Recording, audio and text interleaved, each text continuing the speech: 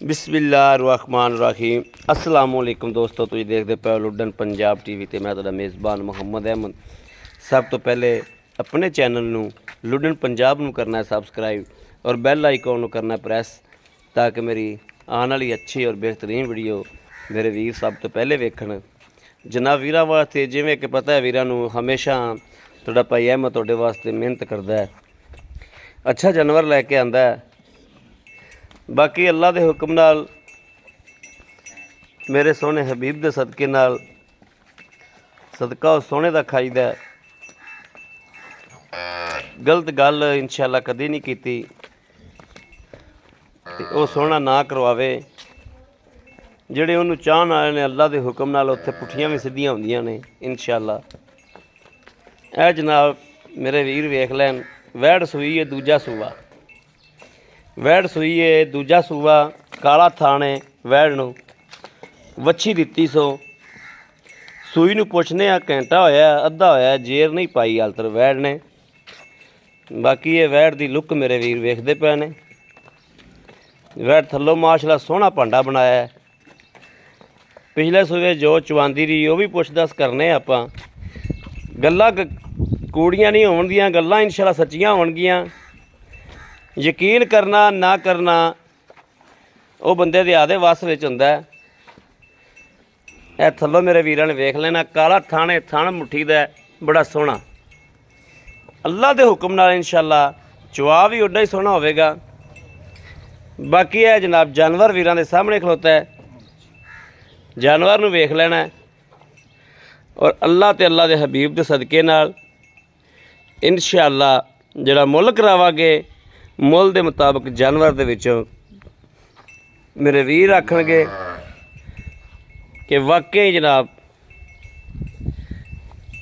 मुल बड़ा मुनासिब कराया है। यह वच्छी है, वच्छी भी सोहनी दित्ती सो, सोहनी वच्छी क्रास दे विच दित्ती सो।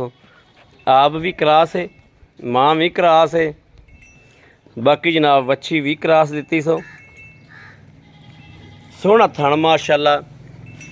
ए जनाब तसल्लियां कर लैनियां ने विरलां दे विच। बाकी जिंदे नसीब च होवेगी लैनी उन्ने।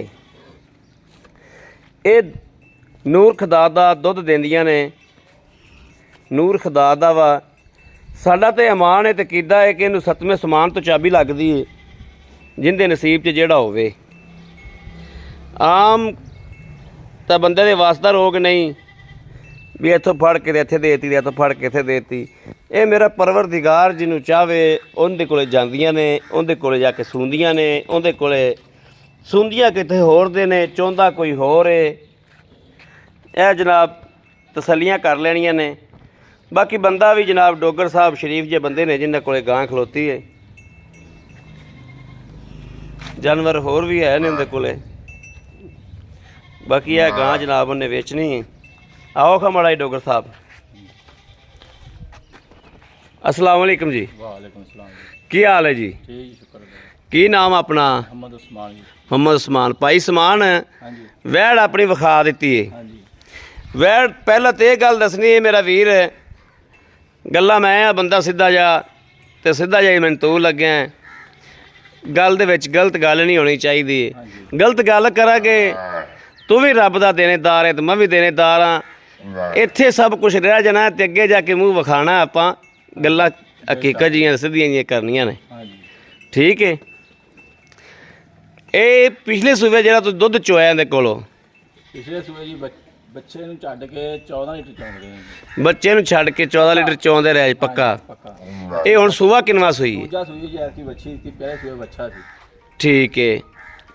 अच्छा इहदे कोई थना च नुक्स या कोई पिछा कढ़दी होवे अपनी गारंटी है या गां आदे आप नूं चुंघदी होवे? जी, अपनी है गां, फिर अपनी गारंटी है जी। गल्लां अपनियां रिकॉर्ड हुंदियां पईयां ने। हाँ जी, पक्की अपनी होगी, कोई नुक्स होवे विच। कोई नुक्स होया गां अपनी है, हाँ जी। काबले वापसी। हाँ जी। ठीक है। दुध लैना अगले बंदे ने आदा पाए तो हाँ जी। ਜਿਹੜਾ ਉਹਦੇ ਬੱਚਿਆਂ ਦੇ ਨਸੀਬ ਦਾ ਹੋਇਆ। हाँ जो अपने अपने नसीब है। ਬਾਕੀ ਕੋਈ ਗਾਂ ਦੇ ਵਿੱਚ ਨੁਕਸ ਹੋਇਆ ਉਹਦਾ ਤੂੰ ਜ਼ਿੰਮੇਦਾਰ ਹੋਵੇਗਾ। गारंटी होगी। ठीक है मेरा वीर। पैसे वो मंगी ਜਿਹੜੇ ਗਾਂ ਦੇ ਕੰਨ ਨਾਲ ਬੰਨੇ ਪਏ ਹੋਣ। हाँ जी। ठीक है ना। हाँ जी। मुनासिब जे पैसे मंगने ने ਜਿਹੜੇ ਆਪਣਾ ਜਿਹੜਾ ਵੀਰ ਇੱਕ ਨਹੀਂ ਕਈ ਵੀਰ ਇਹਦੇ ਖਰੀਦਦਾਰ ਹੋਵਣ, ਦੱਸੋ ਪੈਸੇ ਇਹਦੇ? ਇਹਦਾ ਜੀ 1,85,000 ਰੁਪਏ।